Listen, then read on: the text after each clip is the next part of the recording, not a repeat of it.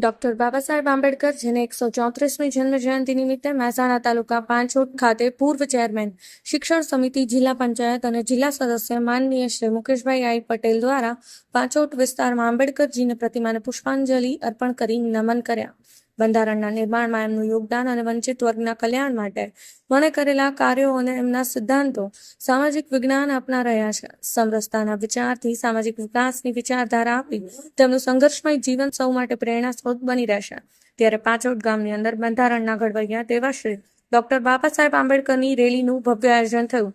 તે રેલીની અંદર દરેક પાંચોટ ગામના દરેક સમાજના ભાઈઓ બહેનો રેલીમાં હાજરી આપી. ત્યાર પછી ડોક્ટર બાબા સાહેબ આંબેડકરજીને પુષ્પાંજલિ અર્પણ કરી સંવિધાન વાંચવામાં આવ્યું હતું.